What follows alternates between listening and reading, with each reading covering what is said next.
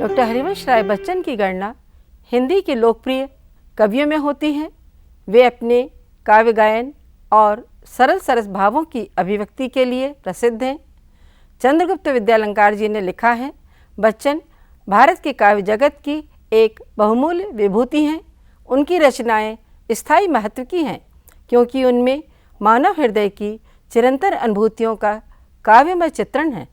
Doctor Harivansh Rai Bachchan का जन्म 27 नवंबर सन 1907 को प्रयाग में हुआ। उनका प्रारंभिक जीवन संयुक्त परिवार में बीता।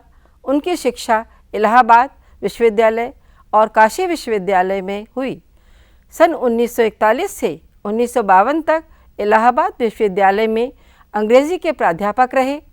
सन 1954 में इन्होंने इंग्लैंड में रहकर यीट्स के काव्य पर शोध कार्य कर पीएचडी की उपाधि प्राप्त की।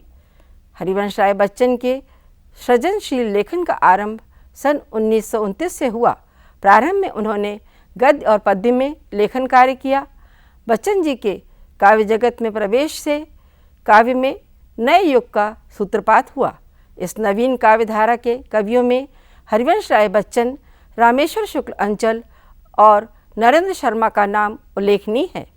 छायावाद और प्रगतिवाद के संधिकाल का यह काव्य बहुत लोकप्रिय है। इन कवियों ने वायवी कल्पना, रहस्यात्मकता, आध्यात्मिक अशरीरी सौंदर्य के प्रति विद्रोह किया। उत्तर छायावादी हिंदी कविता नई मानवतावादी दृष्टि लेकर आई। इसने काव्य को सरस और जनप्रिय बनाया। इस युग की हिंदी कविता हिंदी की वैष्णव कवियों की कविता की भांति उदात्त है। छायावादी हिंदी कविता लोक रुचि और लोकमानस से दूर थी। इस समय राजनीतिक सामाजिक कारणों से मध्यम वर्ग भी वेदनाग्रस्त था। इन कवियों ने सीधी और सरल सर्वग्राह शैली में आत्मानुभूति को वाणी दी। इनकी कविताएं अनुभूति का ही प्रतिरूप हैं। आचार्य नंदुलारे वाजपेयी ने लिखा है, सन 1931 में जबलपुर की प्रेमा पत्रिका में बच्चन जी की पहली कविता प्रकाशित हुई। अतः इस नवीन काव्यधारा का श्री गणेश बच्चन जी द्वारा हुआ। बच्चन जी की प्रथम कृति मधुशाला सन 1936 में प्रकाशित हुई। इसके बाद मधुबाला, मधुकलश, निशा निमंत्रण, सतरंगिनी आदि कविता संग्रह प्रकाशित हुए। बच्चन जी की उमर खयाम से प्रभावित इन रचनाओं की लोकप्रियता आज भी कम नहीं है। बच्चन जी ने लिखा है, कवि का आदर्श तो यही होना चाहिए कि वह काव्य के ऐसे रमणीय रूप का निर्माण करे जिसमें दिनानुदिन नवीनता का आभास होता रहे। मधुशाला, मधुबाला, मधुकलश की कविताएं खयाम के दर्शन पर आधारित हैं। समालोचकों ने उन रचनाओं को हलाबाद नाम दिया, लेकिन ये कविताएं वैयक्तिक हैं। क्षणवादी दर्शन हलाबाद का एक प्रकार का सूफी दर्शन है। शराब, साकी, प्याला आदि का प्रतीक बनाकर इनके माध्यम से परोक्ष सत्ता की चर्चा की है। बच्चन जी ने प्याला कविता में क्षणवादी दर्शन को स्पष्ट किया है। मिट्टी का तन, मस्ती का मन, क्षणभर जीवन मेरा परिचय। मधुशाला उन्हें जीवन की शाला लगती है। वे साहित्य में नए युग के प्रवर्तक कहे जाते हैं। प्याला अपने को अभिव्यक्त कर रहा है। यह कवि भी है, मानव भी है। प्याला कवि और मानव को साथ लेकर चलने से दार्शनिक प्रतीक अर्थ स्पष्ट होता है। इनके माध्यम से परोक्ष सत्ता की चर्चा की है। बच्चन जी ने प्याला कविता में क्षणवादी दर्शन को स्पष्ट किया है। मिट्टी का तन, मस्ती का मन, क्षणभर जीवन मेरा परिचय। मधुशाला उन्हें जीवन की शाला लगती है। वे साहित्य में नए युग के प्रवर्तक कहे जाते हैं। प्याला अपने आप को अभिव्यक्त कर रहा है। यह कवि भी है, मानव भी है। प्याला कवि और मानव को साथ लेकर चलने से दार्शनिक प्रतीक अर्थ स्पष्ट होता है। इन कविताओं से बच्चन जी को यश के साथ व्यंग्य बाण भी झेलने पड़े। मधुकलश में कवि ने अपने ऊपर लगाए आरोपों का उत्तर दिया है। साहित्यिक रूप से देखें तो प्रसाद जी ने भी लिखा है, जो घनीभूत पीड़ा थी मस्तक में स्मृति सी छाई, दुर्दिन में आंसू बनकर वह आज बरसने आई। यही प्रेमजन्य पीड़ा छायावादोत्तर काल के कवियों में निराशा में परिवर्तित हो गई। इस काव्य में अवसाद, उदासी, निराशा, सामाजिक और वैयक्तिक पीड़ा दोनों ही थी। बच्चन जी के काव्य में मौलिकता है। इन कविताओं के दर्शन से आलोचकों में मतभेद हो सकता है, लेकिन उनकी अभिव्यक्ति की ईमानदारी प्रशंसनीय है। डॉक्टर जगदीश चंद्र माथुर ने बच्चन निकट से लेख में लिखा है, बच्चन ने छायावाद की प्रश्नीयता का विस्तार किया। अरसे तक वे इस लीक में अकेले ही डटे रहे। वस्तुतः उनका कोई वाद नहीं रहा और जिन लोगों ने हालावाद का सहरा उनके माथे बांधने की कोशिश की वे तो सरासर गलती पर थे। हालावाद जैसी कोई चीज़ नहीं। उनकी प्रारंभिक कविताओं के कारण लोगों ने उन्हें हालावाद का सम्राट तक माना है। बच्चन जी की कविताएं यथार्थ जीवन सत्य के कारण अमर हैं। पद्मा सचदेवा जी का यह कथन सत्य है। कवि बच्चन अपनी मधुशाला से और दूसरी कविताओं से खड़ी बोली हिंदी को पाठ्यक्रम, शब्दकोश और रहस्यवाद की दुनिया से साधारण लोगों तक ले आया। जैसे वर्षों पहले भगीरथ गंगा को हिमालय के उत्तुंग शिखरों से प्यासी धरती तक ले आए। मधुशाला, मधुबाला और मधुकलश की रचनाएं कवि सम्मेलनों में सुनने की मांग की जाती थी। इन रचनाओं के पाठकों की संख्या भी असंख्य थी। कवि और सामान्य जन के बीच छायावादी कवियों ने दूरी बनाई व इन कवियों की रचनाओं ने मिटा दी। प्रेम और सौंदर्य के कवियों में बच्चन जी शीर्ष स्थान रखते हैं। व्यक्तिगत दुख की सहज अभिव्यक्ति उल्लेखनीय है। चिता की राख कर में मांगती सिंदूर दुनिया, श्यामा जी की मृत्यु के बाद सामाजिक व्यवस्था पर व्यंग्य है। जीवन के गहरे स्वर इन कविताओं में हैं। सतरंगिनी, आकुल अंतर, एकांत संगीत को आलोचकों ने शोक गीत कहा है। आज़ादी के बाद बच्चन जी की अनेक रचनाएं प्रकाशित हुई हैं। मिलन यामिनी, प्रणय पत्रिका, सूत की माला, खादी के फूल, धार के इधर उधर, आरती और अंगारे, बुद्ध और नाचघर, दो चट्टानें आदि उल्लेखनीय हैं। बच्चन जी की कविता की प्रमुख विशेषता है वैयक्तिकता। उनमें यौवन के प्रति, जीवन के प्रति गहन आस्था है, विश्वास है। वे मधुबाला में लिखते हैं, यह अपनी कागज़ की नावें तट पर बांधो, आगे न बढ़ो, ये तुम्हें डुबा देंगी गलकर, हे श्वेत केशधर कर्णधार, कुछ पलों पर किंतु एकाकी मुझे अधिकार। बच्चन जी की कविताओं में षंडवाद में आस्था दिखाई देती है। सतरंगिनी में क्षण को अमर और मूल्यवान बनाने की बात भी कहते हैं। बच्चन जी की कई कविताओं में नियतिवाद के स्वर भी मुखर हैं। सांसारिक संघर्षों से हार कर कवि पलायन करना चाहता है। जीवन के अभावों और विषमताओं से वह व्यथित है। कवि नियति को स्वीकारते हुए कहता है, फिर न पड़े जगती में आना, फिर न पड़े जगती में जाना, एक बार तेरी गोद में सोकर फिर मैं जाग ना पाऊँ। बोलचाल की भाषा को काव्य भाषा बनाने का श्रेय बच्चन जी को है। वे सामान्य जन को सरल भाषा में कवि सम्मेलनों में रात रात भर मंत्रमुग्ध करते रहे। कवि और सहृदय के बीच रागात्मक संबंध जुड़े। कवि बच्चन जी अपने जीवनानुभवों को सरस भाषा में अभिव्यक्ति देने वाले विशिष्ट कवि हैं। उनके काव्य में जीवन की व्याख्या और कविता एक रस हो गए हैं। प्रगतिवादी आलोचकों ने भी काव्य में यथार्थ की परंपरा को आगे बढ़ाने में बच्चन जी की भूमिका को स्वीकार किया। विद्रोह की भावना और आम आदमी की कविता के केंद्र में प्रतिष्ठा प्रगतिवादी कविता का भी उद्देश्य था। यही भावना बच्चन जी के काव्य में दिखाई देती है। मधुशाला कविता में उन्होंने लिखा है, मुसलमान और हिंदू हैं दो, एक मगर उनका प्याला, एक मगर उनका मदिरालय, एक मगर उनकी हाला, दोनों रहते एक न जब तक मस्जिद मंदिर में जाते, बैर बढ़ाते मस्जिद मंदिर मेल कराती मधुशाला। काव्य में उन्होंने न तो विदेशी वादों से प्रभावित काव्य प्रयोगवाद में रुचि दिखाई, न प्रगतिवाद में। वे लिखते हैं, मैं तो जनवादी कविता ही लिखता हूँ, जनवादी कविता वह है जिसको जनता पढ़े सुने अपनाए। काव्य प्रेमी जनता वह विवाद के चक्कर में नहीं पड़ती। यह तो समालोचकों के चोचले हैं। वह तो देखती है कि रचना में रस है कि नहीं। बच्चन जी का भाव पक्ष जितना मौलिक, नवीन और जीवंत है, उतना ही कला पक्ष भी सशक्त और विविधता लिए हुए हैं।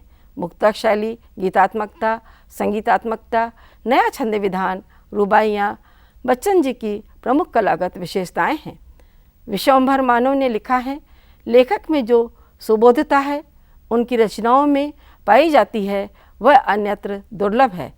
प्रतीक विधान उनकी रचनाओं में हिंदी के बहुत कवियों की अपेक्षा अधिक सरस और सफल है। हिंदी के छंदों के अतिरिक्त उर्दू के बहुत से छंदों को अपनाकर बच्चन ने मधुर लय की सृष्टि की है। उर्दू कविता की रवानी और जिंदादिली उनकी कविता को विशिष्ट बनाती है। छायावादी जागरण गीतों की तरह छायावादोत्तर युग के गीत भी बहुत हृदय स्पर्शी हैं। डॉक्टर गणपति चंद्र गुप्त ने छायावादोत्तर काल के कवियों की प्रशंसा की है।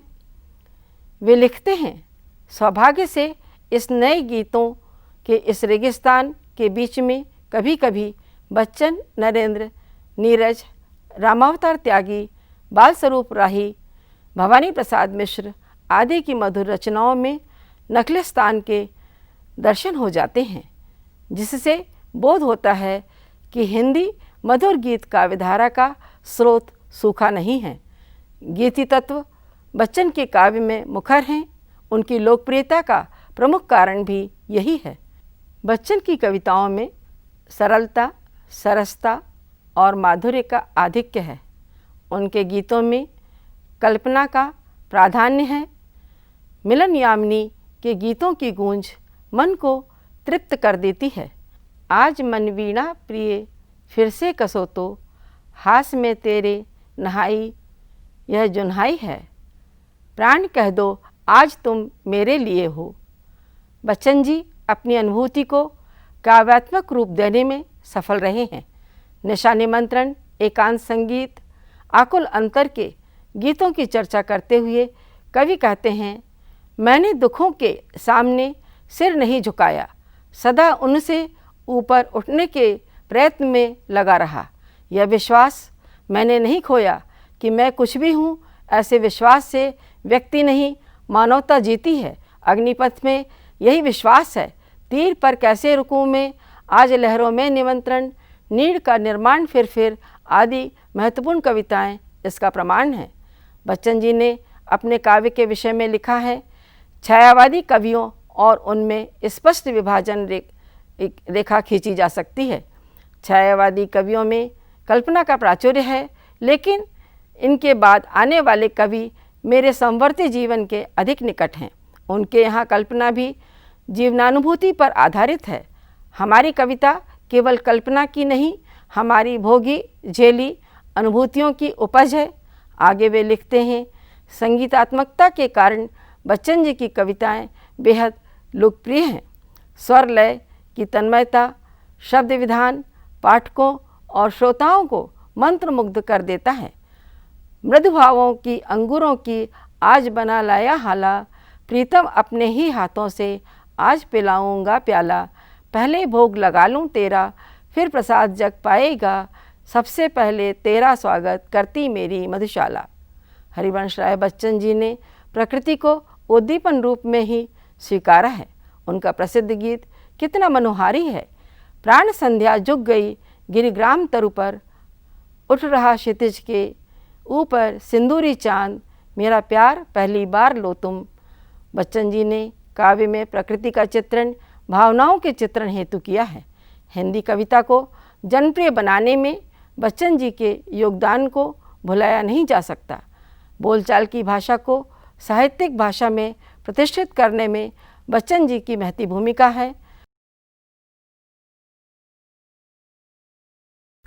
जो बीत गई सो बात गई, जीवन में एक सितारा था, माना वह बेहद प्यारा था, वह डूब गया तो डूब गया। अंबर के आनन को देखो, कितने इसके तारे टूटे, कितने इसके प्यारे छूटे, जो छूट गए फिर कहाँ मिले।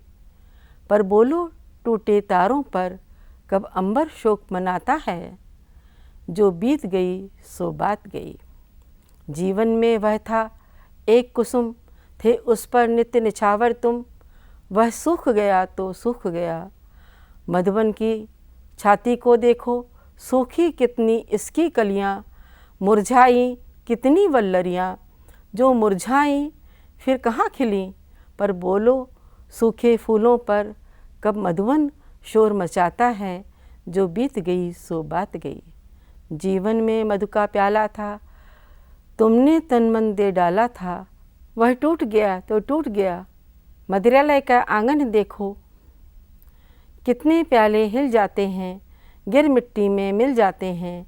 जो गिरते हैं कब उठते हैं। पर बोलो टूटे प्यालों पर कब मदिरालय पछताता है। जो बीत गई सो बात गई। मृदु मिट्टी के हैं बने हुए, मधुघट फूटा ही करते हैं। लघु जीवन लेकर आए हैं, फिर भी मदिरालय के अंदर मधु के घट हैं, मधु प्याले हैं, जो मादकता के मारे हैं। वे मधु लूटा ही करते हैं। वह कच्चा पीने वाला है, जिसकी ममता घट प्यालों पर। जो सच्चे मधु से जला हुआ कब रोता है, चिल्लाता है। जो बीत गई सो बात गई। सतरंगिनी में कवि के मन में आशा की नई किरणें दिखाई देती हैं। यह कविता बच्चन जी के जीवन में आए परिवर्तन को रेखांकित कर रही है। चंद्रगुप्त विद्यालंकार ने लिखा है, जो बीत गई सो बात गई कविता में नवजीवन और आत्मविश्वास का असीम संदेश है। श्यामा जी की मृत्यु, स्वयं की बीमारी और पारिवारिक दुखों को भूलकर बच्चन जी पुनः जिंदगी में हर्षोल्लास के स्वप्न देखने लगे हैं। रात के बाद सुबह होती है और जीवन पुनः उजालों और रंगों से भर जाता है। जो बीत गई सो बात गई कहकर कवि अपने आप को समझा लेता है और नीड़ का निर्माण करने में जुट जाता है। कवि कहते हैं, जो बीत चुका है उसे भूलना ही श्रेयस्कर है। जीवन में एक तारा बहुत प्यारा था, वह तारा उदित होता है और डूब जाता है। नभ के सुंदर मुख को देखो, कितने तारे आकाश में चमकते हैं, पुनः विलीन हो जाते हैं। आकाश की मुस्कान फिर भी बनी रहती है। तारों के टूटने पर अंबर कब शोक मनाता है, लेकिन कितने प्यारे तारे आकाश से बिछुड़ जाते हैं। आकाश पुनः तारों से भर जाता है। टूटे हुए तारों के लिए वह दुखी नहीं होता। उसके प्यारे तारे टूट जाते हैं, बिछुड़ जाते हैं, वह भुला देता है सबको। कवि दुखों से आहत मन को समझाने का प्रयास करता है। कवि कहते हैं, वसंत में कितने फूल खिलते हैं। मुझे भी एक फूल बहुत प्यारा था, उस पर मैंने सर्वस्व लुटा दिया था, लेकिन वह भी सूख गया। मधुवन में कितनी कलियां खिलती हैं, मुरझा जाती हैं, कितनी लताएं सूख जाती हैं। सूखने के बाद वे पुनः नहीं खिलती। मधुवन सूखी कलियों, लताओं और फूलों के लिए शोक नहीं मनाता, चीत्कार नहीं करता। नियति का यही विधान है। जो व्यतीत हो चुका है वह अतीत है, पुनः जीवित नहीं होता। अतः शोर मचाना व्यर्थ है। प्रकृति हमें सहन करना सिखाती है, सहना ही हमारी नियति है। मेरे जीवन में माधुर्य था, प्रेम था, मुझे प्रिय का सानिध्य मिला था। मदिरालय में भी कितने मधु के प्याले टूट जाते हैं। जीवन में प्रतिदिन का यही क्रम है। मदिरालय का आंगन टूटे प्यालों से भर जाता है, पर लोग गिरे हुए प्याले उठाते नहीं हैं। मदिरालय भी उन पर पश्चाताप नहीं करता। नर्म मिट्टी के बने हुए मदिरा के प्याले फूटा ही करते हैं। मिट्टी से निर्मित प्यालों का जीवन भी क्षणिक होता है। मदिरालय में पुनः नए घट और नए प्याले आ जाते हैं। यही जीवन का सत्य है। जीवन में प्यार और माधुर्य की लालसा सभी को है। वे मधुपान करते हैं, घट और प्यालों से ममत्व नहीं रखते हैं। ऐसे व्यक्ति जो मधु से जले हुए हैं, वे कब तक रोते हैं और दग्ध हृदय लिए दुखी होते हैं। जो बीत गया सो बीत गया, उसके लिए दुख मनाना उचित नहीं है। कवि बच्चन जी महसूस करते हैं, मुझे याद आया मधु का स्वाद हलाहल पी लेने के बाद। अब जीवन के रस रंग में कवि डूब जाता है, अपने यौवन, सौंदर्य और प्रेम की कलात्मक अभिव्यक्ति करने लगता है। दिन जल्दी जल्दी ढलता है, हो जाए न पथ में रात कहीं, मंजिल भी तो दूर नहीं। यह सोच थका दिन का पंथी भी जल्दी जल्दी चलता है, दिन जल्दी जल्दी ढलता है। बच्चे प्रत्याशा में होंगे, नीड़ों से झांक रहे होंगे। यह ध्यान परों में चिड़ियों के भरता कितनी चंचलता है, दिन जल्दी जल्दी ढलता है। मुझसे मिलने कौन विकल, मैं होऊं किसके हित चंचल। यह प्रश्न शिथिल करता पद को भरता उर में विवलता है, दिन जल्दी जल्दी ढलता है। निशा निमंत्रण की यह पहली कविता है।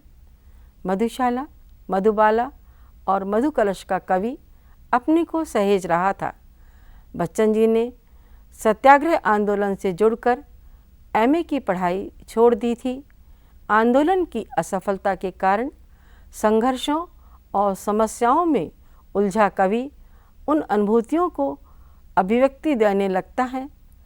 श्यामा जी की मृत्यु के बाद कवि पुनः आगे की पढ़ाई करने लगता है। विगत आघातों से दुखी मन अपनी पीड़ा व्यक्त करता है। कवि दिन जल्दी जल्दी ढलता है कविता में संध्या का चित्रण कर रहा है। सांझ हो गई है, दिन डूब नहीं जाए और रास्ते में ही रात न हो जाए, अतः मंजिल तक वह पहुंचने वाला है, यह सोचकर वह जल्दी जल्दी चल रहा है। वह सोच रहा है चिड़ियाँ भी अपने नीड़ों को लौट रही हैं, उनके बच्चे घोंसलों से झांक रहे होंगे। चिड़ियाँ अपने पंखों में चंचलता का उन्मेष कर जल्दी जल्दी उड़ती हैं, सूर्यास्त के पूर्व अपने घोंसले में पहुंचना चाहती हैं, क्योंकि दिन जल्दी जल्दी ढल रहा है। पुनः कवि मन में विचार करता है, चिड़ियाँ अपने बच्चों से मिलने उड़ान भर रही हैं, मैं किसके लिए घर जाऊं? यह सोचकर पैरों की गति मंद हो जाती है और उनका मन बहुत व्याकुल हो जाता है। बच्चन जी ने निशा निमंत्रण के गीतों के विषय में लिखा है कि शायद मैं कविता नहीं लिख रहा था, मैं कुछ रिलीज़ कर रहा था, जैसे भावना की जकड़न से अपने को मुक्त करना चाहता था। दिन जल्दी जल्दी ढलता है इस कविता में कहीं भी कोई विशेष प्रतीक नहीं है। वेदना जब गंभीर होती है तब अहम समाप्त हो जाता है, विगलित हो जाता है। डॉक्टर बच्चन से इसे शोक गीत कहते हैं। वे कहते हैं, चिड़ियों की नीड़ में पहुंचने की आतुरता, बच्चों की सुधियाँ कवि को बहुत निरीह और अकेला बना देती हैं, क्योंकि उसका नीड़ नष्ट हो चुका है। क्या भूलूं, क्या याद करूं मैं, अगणित उन्मादों के क्षण हैं, अगणित अवसादों के क्षण हैं। रजनी की सूनी घड़ियों को किन किन से आबाद करूं मैं, क्या भूलूं, क्या याद करूं मैं। याद सुखों की आंसू लाती, दुख की दिल भारी कर जाती। दोष किसे दूं जब अपने से, अपने दिन बर्बाद करूं मैं, क्या भूलूं, क्या याद करूं मैं। दोनों करके पछताता हूँ, सोच नहीं पर मैं पाता हूँ, सुधियों के बंधन से कैसे अपने को आज़ाद करूँ मैं, क्या भूलूँ क्या याद करूँ मैं। निशा निमंत्रण की यह कविता बहुत ही महत्वपूर्ण कविता है। छायावादोत्तर काल में व्यक्तिवादी और रोमांसवादी प्रवृत्तियों का विकास हुआ, जिसे हृदयवाद भी कहा गया। रोमानी तत्वों से विकसित काव्यधारा का उद्देश्य रागात्मक भावों की अभिव्यंजना करना है। कवि रागात्मक क्षणों को याद करता है, वीरान रातों को फिर से बसाना चाहता है। उसके मन में उथल पुथल मची है। कवि कहता है, जो जीवन बीत चुका है उसे कैसे भूलूं। सुखों की स्मृतियाँ आँखों में आंसू ले आती हैं। दुख की यादें दिल को दुखी करती हैं, हृदय को बोझिल कर देती हैं। सुख और दुखों से भरी जिंदगी, जिसमें असंख्य उन्मादों से भरे क्षण हैं, असंख्य वेदनाएं मन को व्यथित करती हैं। रात्रि के सोनेपन को कैसे खुशियों से भर दूं। कितनी स्मृतियाँ सहजने योग्य हैं, कितनी यादों को भूलना ही उचित है। सुख दुख दोनों आते रहते हैं, उन्हें भोगना नियति है। कवि हाथ मलता रह जाता है, स्मृतियों को भूल नहीं पाता। सुखों के बीते पल भी आंखों में आंसू ले आते हैं। किसी को दोष भी नहीं दे सकता। कवि स्मृतियों से अपने को आज़ाद करना चाहता है, लेकिन कुछ भी भूल नहीं पाता।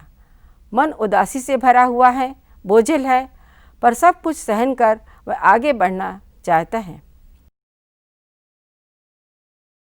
बच्चन जी के यह गीत मन की उदासी को हल्का कर देता है।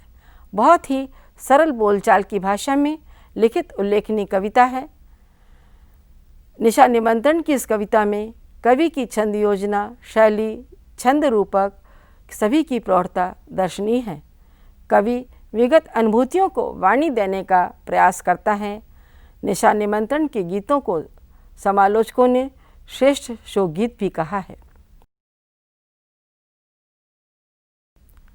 तुम गा दो मेरा गान अमर हो जाए, मेरे वर्ण वर्ण विशृंखल चरण चरण भरमाए, गूंज गूंज कर मिटने वाले मैंने गीत बनाए।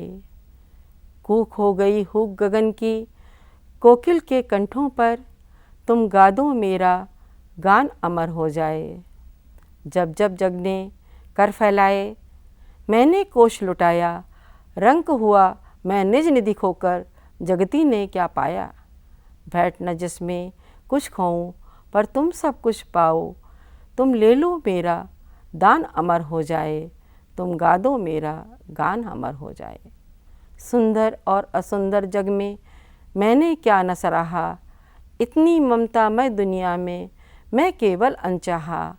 देखूं अब किसकी रुकती है आ मुझ पर अभिलाषा, तुम रख लो मेरा मान अमर हो जाए, तुम गा दो मेरा गान अमर हो जाए।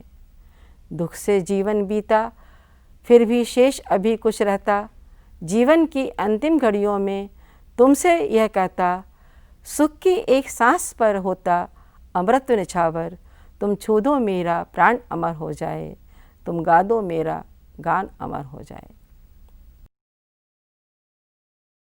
सतरंगिनी का यह गीत मनोहारी है। यह प्रणय गीत है। सौंदर्य सृष्टा जीवंत कवि को दैवी आघातों ने विरह का उपासक बना दिया था। क्षणवादी नियतिवादी कवि के जीवन में जीवनेच्छा की विजय हुई। विद्रोही कवि पुनः सौंदर्य का पुजारी बना, नए साथी का स्वप्न देखने लगा, दुखों को भूल कर सुख की कामना करने लगा। सतरंगिनी में कवि के मन में आस्था और संघर्ष के साथ कर्मेच्छा जागती है। जो संसार हमें मिला है वह कुछ करने के लिए है। यह प्रेम गीत है। कवि अपने प्रिय से आग्रह करता है, तुम मेरे गीतों को स्वर दो, गा दो, तुम्हारे गाने से मेरे गीत अमर हो जाएं। मेरे एक एक शब्द, एक एक पद जो मैंने रचे हैं, उनकी गूंज अब मिट गई है। कोयल की मधुर कूक भी हुक बन गई है। तुम्हारे गाने से ही मैं माधुर्य और आह्लाद का अनुभव कर सकूँगा। मेरे हृदय आकाश की पीड़ा हुक कोयल की मधुर ध्वनि से सुरीली हो जाए। तुम गा दो मेरे गीत अमर हो जाएं। जब जब संसार ने अपने हाथ फैलाए, मैंने अपना सर्वस्व लुटा दिया। अपनी पूंजी लुटाकर मैं भिखारी हो गया। लेकिन संसार को क्या मिला? प्रेम में कुछ खोना नहीं है। तुम्हें भेंट देना चाहता हूँ, सब तुम प्राप्त करो। कवि प्रिय से निवेदन करता है, तुम्हारे द्वारा भेंट स्वीकारने से मेरा दान अमर हो जाएगा, मेरा जीवन सार्थक हो जाएगा। यह जगत सुंदर और असुंदर दोनों ही रूपों से भरा है। इस जगत में मैंने सबकी सराहना की, लेकिन इस ममत्व भरी सृष्टि में मुझे ही किसी का प्यार नहीं मिला। अब किसकी इच्छाएं मुझ पर ठहरती हैं? कौन मेरा प्रेम स्वीकार करेगा और मेरे प्रेम का मान रखेगा? यह जगत सुंदर और असुंदर दोनों ही रूपों से भरा है। इस जगत में मैंने सबकी सराहना की, लेकिन इस ममत्व भरी सृष्टि में मुझे ही किसी का प्यार नहीं मिला। अब किसकी इच्छाएं मुझ पर ठहरती हैं? कौन मेरा प्रेम स्वीकार करेगा और मेरे प्रेम का मान रखेगा? प्रिय से अनुरोध कवि कर रहा है, तुम गा दो मेरे गीत अमर हो जाएं। मेरा जीवन दुखों से, दैवी आघातों से भरा रहा, लेकिन फिर भी जो जीवन शेष है उसमें सुख की लालसा है, चाहत है। जीवन के अंतिम समय में भी तुमसे कहता हूँ, मुझे तुम्हारी चाहत है। सुख की एक सांस पर अमृतत्व निछावर कर दूँ। मुझे अपनापन दो, प्रेम का स्पर्श पाकर मेरे प्राण अमर हो जाएं। तुमसे यही अनुरोध है, मेरे गीत गा दो, गीत अमर हो जाएं। बच्चन जी गीता की भाषा में ही कहते हैं, यह कर्म क्षेत्र है। संसार में हम कुछ करने के लिए आए हैं। जैसे हमने पाई दुनिया, आओ इससे बेहतर छोड़ें, क्योंकि नहीं बस इससे नाता जब तक जीवन काल हमारा। साथी, नया वर्ष आया है। वर्ष पुराना ले अब जाता, कुछ प्रसन्न सा कुछ पछताता। दे जी भर आशीष बहुत ही, इससे तूने दुख पाया है। साथी, नया वर्ष आया है। उठकर इसका स्वागत करने को, इसने बाहुओं में भरने को, नए साल के लिए देख यह नई वेदनाएं लाया है। साथी, नया वर्ष आया है। उठ ओ पीड़ा के मतवाले, ले ये तीक्ष्ण तिक्त कटु प्याले। ऐसे ही प्यालों का गुण तो तूने जीवन भर गाया है। साथी, नया वर्ष आया है। निशा निमंत्रण की कविता है। निशा निमंत्रण से कवि ने दुखों से अपने को संभालना शुरू किया। 1 वर्ष तक कविताएं नहीं लिखी, पर पुनः अपने हृदय की अनुभूतियों को अभिव्यक्ति देना शुरू किया। जीवन में परिवर्तन होने से कवि अपनी व्यथा को वाणी देने का प्रयत्न करता है। बच्चन जी कहते हैं, साथी, नया वर्ष आया है। हम सबको हर्षोल्लास से उसका स्वागत करना है। पुराना वर्ष अब जा रहा है। जीवन में सुख दुख दोनों ही रहते हैं। बीता वर्ष कुछ प्रसन्नता लिए और कुछ दुखों के लिए पश्चाताप करता विदा ले रहा है। सुख दुख के मिश्रित भावों से भरा यह वर्ष बीत गया, जाते हुए भी जी भर कर आशीर्वाद भी दे रहा है। बीते हुए साल में तुमने बहुत दुख उठाए हैं। मित्र, नए वर्ष के स्वागत करने हेतु तैयार हो जाओ। उसका स्नेह से आलिंगन करो। नया वर्ष नई वेदनाएं लेकर आया है। बच्चन जी कहते हैं, पीड़ा से तुझे प्यार है। वेदना के कड़वे तीखे प्यालों का स्वाद चखा है। इन प्यालों का जीवन भर गुणगान किया है। अतः नए वर्ष का स्वागत करो।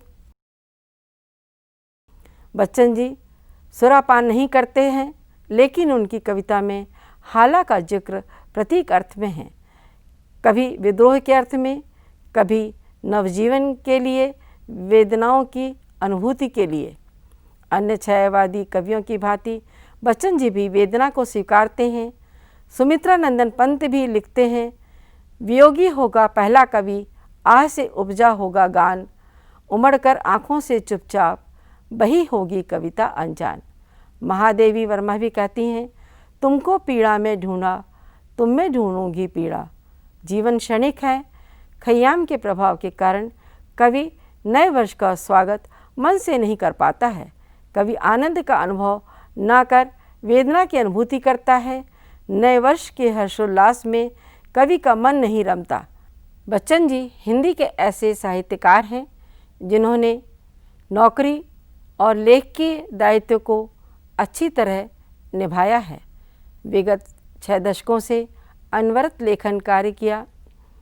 कविता के बाद गद्य भी उच्च कोटि का लिखा। इस पंक्ति को चरितार्थ किया, गद्यम कविनाम निक्षम वदंती। उनकी लिखी आत्मकथाएं अनमोल धरोहर हैं। क्या भूलूं, क्या याद करूं, नीड़ का निर्माण, बसेरे से दूर, 10 द्वार से सोपान तक बहुचर्चित हैं। सागर निज़ामी ने कहा है, आसान नहीं इस दुनिया में ख्वाबों के सहारे जी लेना, संगीन हकीकत है दुनिया, यह कोई सुनहरा ख्वाब नहीं।